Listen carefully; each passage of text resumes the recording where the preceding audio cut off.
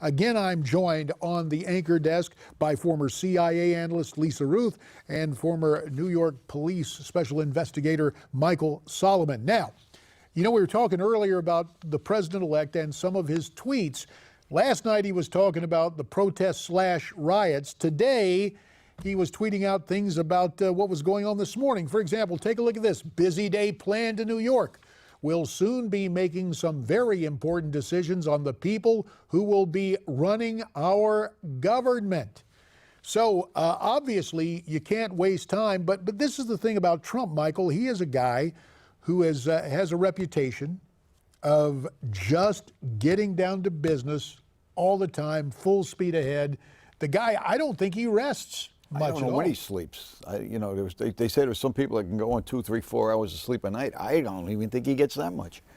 I don't know. It's he must be some magic formula he has to keep going. Here's the irony. Again, in your role as a CIA analyst, I can just see you poring over the documents of, when the Soviets had a gerontocracy, with Andropov and all the old guys, and they'd say to Reagan, why don't you meet with the Soviet leaders? Well, they all keep dying off on me. Trump is the oldest man elected president. He is 70. And I know medical science has moved forward, but gosh, in 1980, when Ronald Reagan was 69, all the questions about health, Trump just seems to stump people in terms of being, well, kind of ageless. Nobody's asking about his health. Really, that wasn't even an issue for him during the campaign.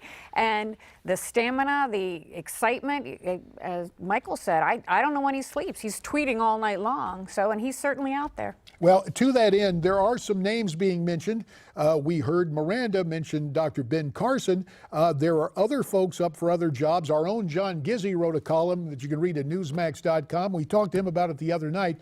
Secretary of Defense, retired Lieutenant General Michael Flynn, Attorney General Rudy Giuliani. Michael Solomon, as a New Yorker, Rudy as AG. What say you? I think it would be a great choice. I think there's a lot of other choices involved too. If Rudy doesn't take AG, I think he'd be great for Homeland Security. I think Ray Kelly, former police commissioner in New York, would be great for Homeland Security. I want to see in Homeland Security, not somebody who played ball. And I got to tell you, I love Rudy, but as Curtis Lewa pointed out last night, and I talked about it in my book, Whatever It Takes, Rudy was an open borders guy. Yeah. And you can't take these open borders guys because all the pressure, and this is the thing that gets to me, and Lisa Ruth, maybe in terms of psychological warfare, you can explain it. I commented on this last night. Every time there's an election, the corporate media calls for Republicans to change.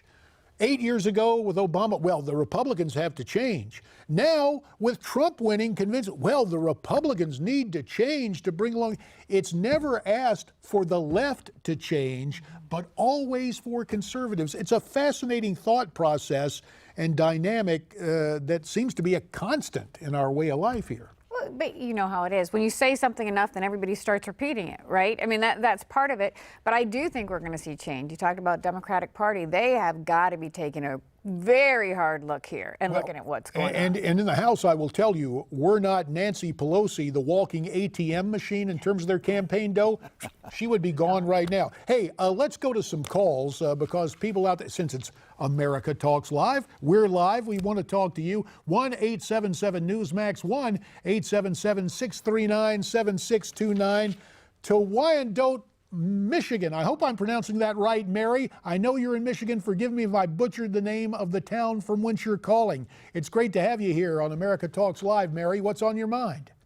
Thank you for having me. I appreciate you guys very, very much. Thank you. I'm from Wyandotte, Michigan. Wyandotte, okay. Okay, I'm a first-time Republican voter. Oh. My family also. I'm a grandmother, a great-grandmother. I have 2 grandsons, first-time voters. They kept their votes to themselves because they were afraid of backlash. I did the same. A lot of people in this country did. And I want to say I'm very proud of them, but I'm very upset with the young people of this country, the college kids in this country that are out here protesting and rioting. I believe in freedom of speech, but to get out and do what they're doing, I'm upset about what the colleges and the professors are teaching our children. letting them get out of exams so they can have a cry-in. I'm ashamed. Yep, it is sad to see what's happened, Mary. We appreciate your call from Wyandotte, Michigan. Hope you'll call us back again. And this is the paradox. You see these kids out, and they're engaging in vandalism and violence. At the same time on the campuses, oh, we'll bring in therapy dogs. Oh, we'll have these quiet spaces. Oh, here are some crayons. I mean, what is this sickness? Can you imagine if we took this mindset, Michael, for December 8th, 1941, with what became our greatest generation? Boy, if we'd done this kind of garbage, we'd be speaking German and Japanese right now. Absolutely, or September 12th instead of the 11th. Well, the sad thing is, by September 18th, Newsweek, and this is the thing after 9/11, by September 18th, a week after, they rush out their edition, and their focus after the special issue was not the attack, it's this almost plaintive, why do they hate us? And Lisa, they weren't asking it from the perspective of analysis for the CIA. It was like, we must be to blame. It's always that kind of stuff. This mindset has gotten totally freaky. Hey, let's go back to the place where it all started, where the Constitution was written, Philadelphia. That's where Don is on the phone. Don, welcome to America Talks Live. Hey, JD. This has to do with the protesters/riots. Number one, I couldn't help noticing, and Michael touched on that, about the fact that maybe these individuals probably didn't vote. I found it interesting that there was more protesters/rioters than were actually showed up at a Hillary rally. And the other thing being, I'm going to call.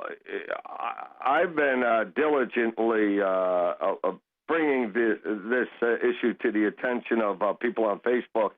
Bottom line, this is paid protesting. There's documentation. George Soros and his MoveOn.org, Black Lives Matter, etc. Yeah, it all comes out, I think, of what he calls the Tides Foundation. And, that ain't detergent.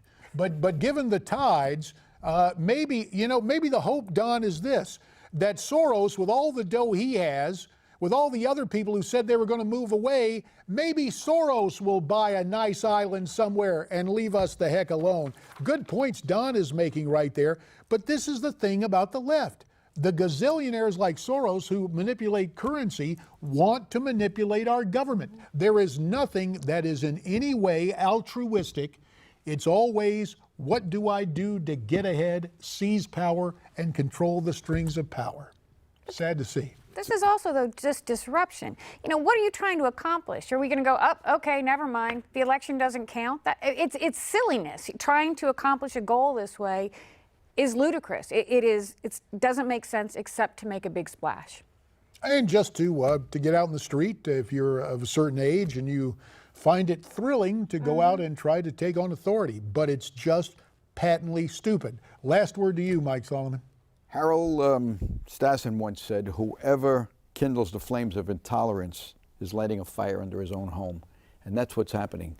They have no idea what's going to happen down the road. And I'd like to see Soros, if all of these protesters got arrested, is he going to put up his money to bail them out? Wouldn't that be? He's got enough dough to do it. So, George, there's our challenge to you, pal. Bail out these guys if they get arrested. Boy, it's bad news. But the good news is the American people are back in charge. What's important is Donald Trump fulfilling his promises and doing what he said he was going to do. That's going to be the key. Michael Solomon, Lisa Ruth, we thank you very much, and we'll continue to take your calls at 1-877-NEWSMAX. That's 1-877-639-7629. We're coming back with a guy who is a Christian and a political activist who has spent time in Hollywood. You heard me right, Hollywood. Talk about the belly of the beast, not to mention Washington, New York, and elsewhere. It's Johnny Moore. And more of your calls as America Talks Live continues for this Friday afternoon, Veterans Day, here on Newsmax TV.